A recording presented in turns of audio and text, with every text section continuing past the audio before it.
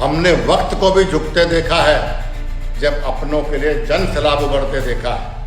हमने वक्त को भी झुकते देखा है जब अपनों के लिए जन सैलाब उमड़ते देखा है। जो लोग हमारे सफ़र को ख़त्म समझ बैठे थे, आज उन्होंने पूरे हरियाणा और राजस्थान को हमारे साथ चट्टान बनकर खड़े हुए देखा है।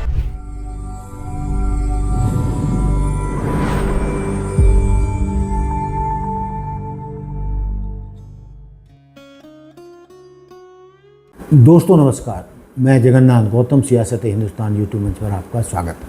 दोस्तों, जैसा कि आप जानते हैं कि कुलदीप बिश्नोई जो हरियाणा के पूर्व मुख्यमंत्री चौधरी भजनलाल के राजनीतिक वारिस हैं, बेटे हैं, उन्होंने चौधरी भजनलाल की पुण्यतिथि पर हिसार में एक बड़ा जमावड़ा किया, जिसमें पूरे हरियाणा के हर ज़िले से बड़ी तादाद में लोग हिसार में जुटे।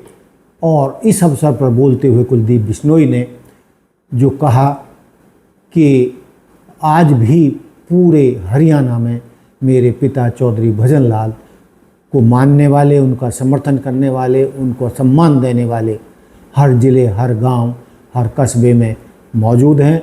और उसी तर्ज पर मुझे पूरे हरियाणा के सभी ज़िले, गांव, कस्बों में मुझे भी प्यार करने वाले बड़ी संख्या में लोग मौजूद हैं। और उम्मीद तो ये की जा रही थी कि कुलदीप बिश्नोई इस अवसर पर शायद अपनी पार्टी हरियाणा जनहित कांग्रेस को पुनर्जीवित करेंगे या वो भाजपा को छोड़कर कांग्रेस में अपने घर वापसी कर सकते हैं। लेकिन दोस्तों, इन दोनों भी कामों से एक भी काम नहीं हुआ और ना तो कुलदीप ने भाजपा छोड़ी और ना ही उन्होंने कांग्रेस में घर वापसी का ऐलान किया।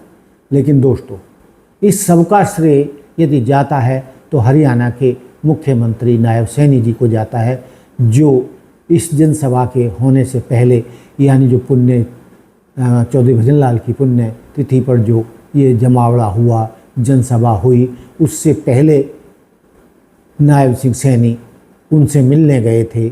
इससे उनका गुस्सा शांत हुआ और माना जा रहा है। और दूसरे कि वो जनसभा में भी शरीक हुए और नायब सैनी ने भी चौधरी भजनलाल को अपने श्रद्धा सुमन अर्पित किए। मैं माननीय नायब सैनी जी का दिल से धन्यवाद करता हूँ कि वे स्पेशल समय निकालकर इतनी दूर सिर्फ चौधरी साहब को श्रद्धांजलि देने आए। ये हमारे लिए बहुत ही गौरव और सम्मान की बात है। लेकिन दोस्तों, ये तो ठीक है कि कुलदीप बिश्नोई का भाजपा में दम घुट रहा है, उन्हें उचित सम्मान नहीं मिल रहा है, ना तो उन्हें राज्यसभा भेजा गया और ना ही उन्हें कोई बड़ा पद दिया गया। वो जिस कद के थे उस कद के अनुसार उन्हें वो सम्मान नहीं मिला।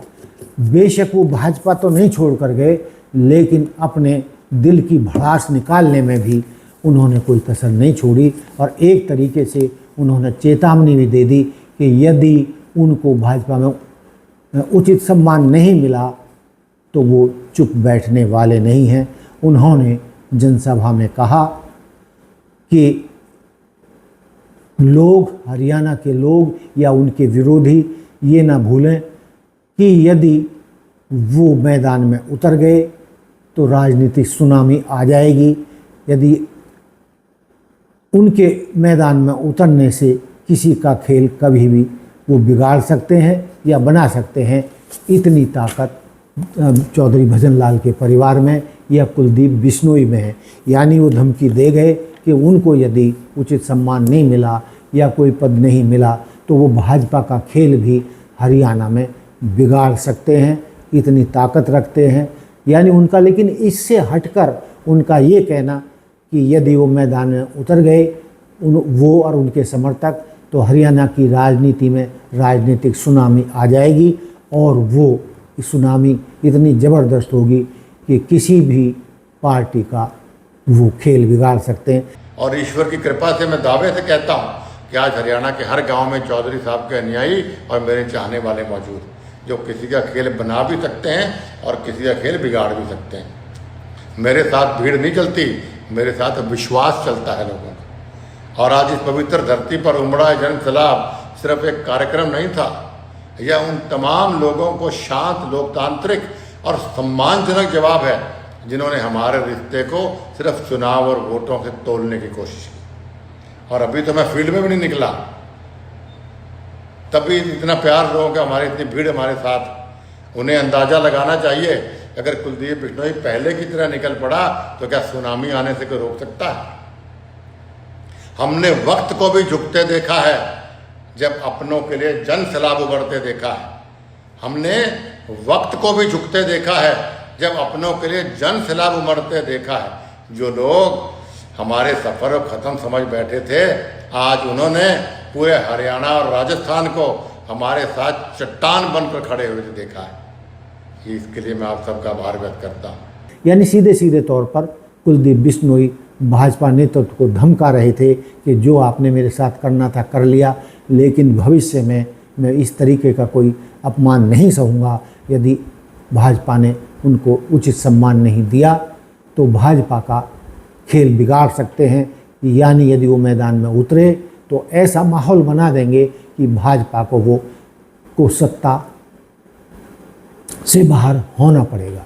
उनकी इस धमकी का अब हम नहीं मानते कि क्या असर होगा। भाजपा नेतृत्व उनकी धमकी में आकर कोई उन्हें पद देगा या उन्हें राज्यसभा भेजेगा या कोई और बड़ा पद उन्हें देगा, ऐसा नरेंद्र मोदी जी और अमित शाह जी की नीति तो ऐसी है नहीं कि वो किसी धमकाने में आ जाएं।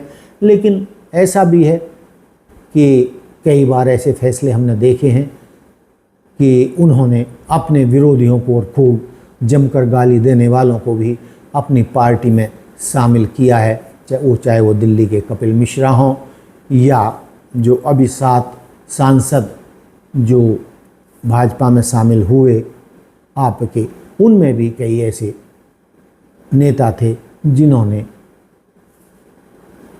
अमित शाह और भाजपा की खूब बखिया उधेड़ी थी। और पूरी दुनिया ने देखा कि किस तरीके से इन सांसदों में से एक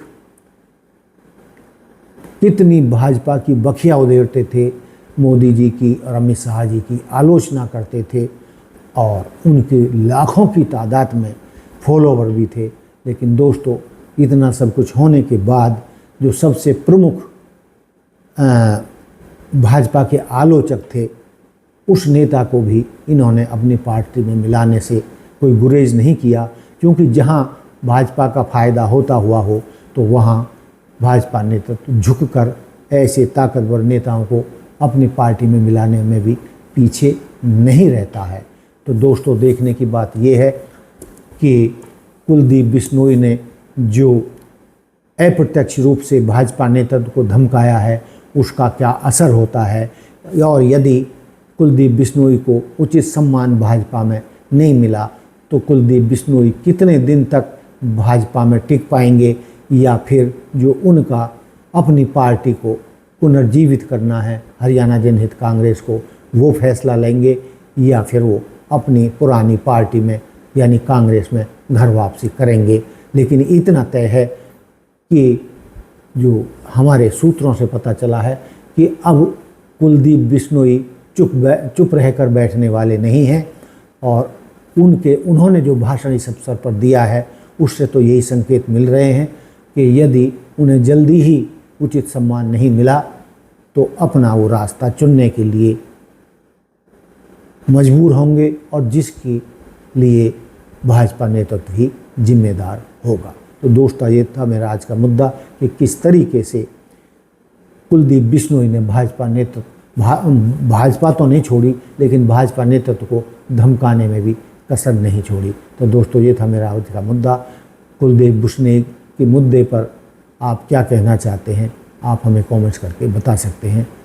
इसी के साथ मैं अपनी बात समाप्त करता हूँ। जय हिंद, जय भारत, जय संविधान, नमस्कार। और दोस्तों, आप हमारे चैनल को लाइक, सब्सक्राइब और शेयर करते रहिए, जिससे हमारा चैनल तेज़ी से मजबूत हो जाए। धन्यवाद।